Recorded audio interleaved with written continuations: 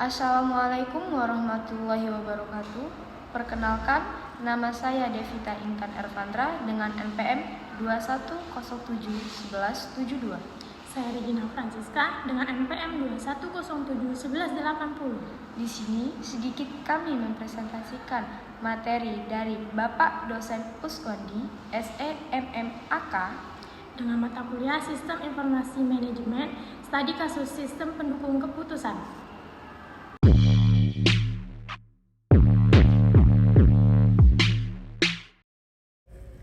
Pengertian sistem pendukung keputusan.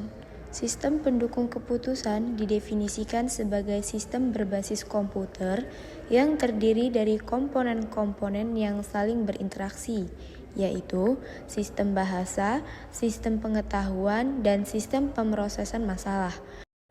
Sistem pendukung keputusan bukan merupakan alat pengambilan keputusan, melainkan merupakan sistem yang membantu mengambil keputusan dengan melengkapi mereka dengan informasi dari data yang telah diolah dengan relevan dan diperlukan untuk membuat keputusan tentang suatu masalah dengan lebih cepat dan akurat.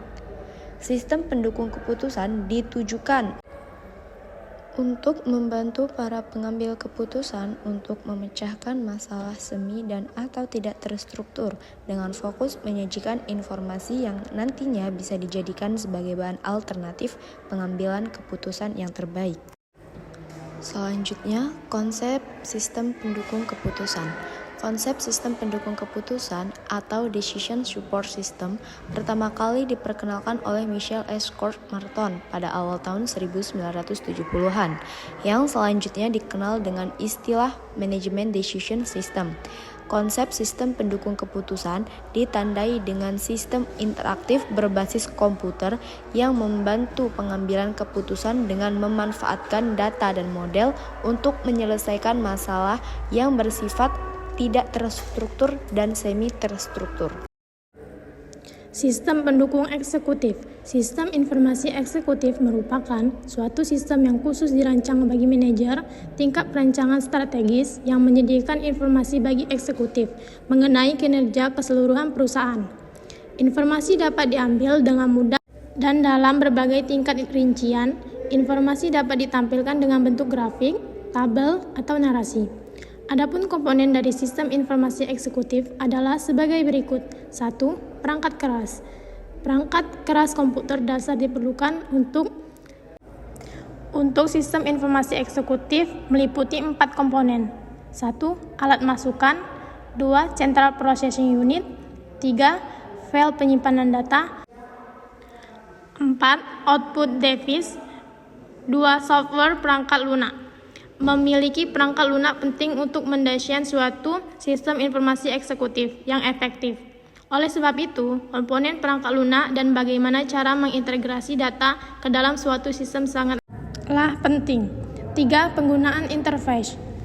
Sistem informasi eksekutif membutuhkan efisien untuk mendapatkan kembali data relevan untuk pembuatan keputusan, sehingga interface pemakaian adalah sangatlah penting. Beberapa jenis pertemuan dapat disediakan di struktur sistem informasi eksekutif, seperti laporan terjadwal, soal atau jawab, pandu menu, bahasa perintah, bahasa alami, dan input atau output. 4. Telekomunikasi. Sebagai desentralisasi sedang menjadi kecenderungan saat ini di perusahaan, telekomunikasi akan bermain satu peran sangat penting di dalam terhubung jaringan sistem informasi. 5. Aplikasi. Sistem informasi eksekutif diperbolehkan eksekutif untuk menemukan suatu data sesuai dengan kriteria didefinisikan pengguna dan meningkatkan keterangan mendasari pengertian yang mendalam dan pemahaman. 6. Fabrikasi. Pada dasarnya, memproduksi menjadi perubahan bentuk bahan buku ke dalam barang jadi yang akan dijual. 7. Pemasaran. Pada suatu organisasi, eksekutif pemasaran peran adalah untuk menciptakan masa depan. 8. Keuangan.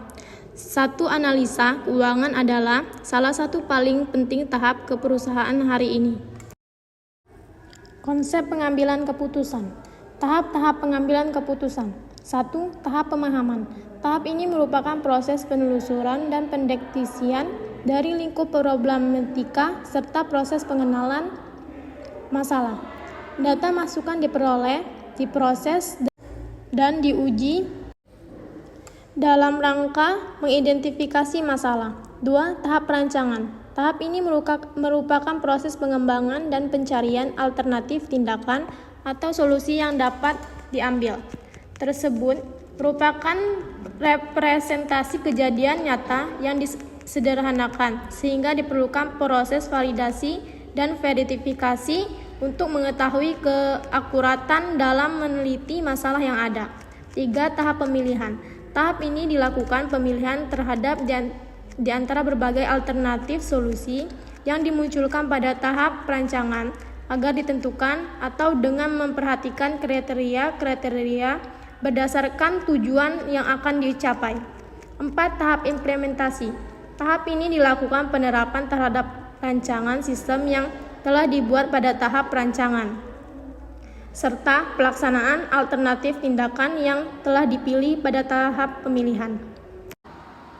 Baiklah, itu saja materi presentasi yang dapat kami jelaskan. Jika ada tutur kata atau salah, kami mohon maaf.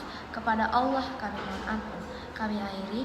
Wassalamualaikum warahmatullahi wabarakatuh.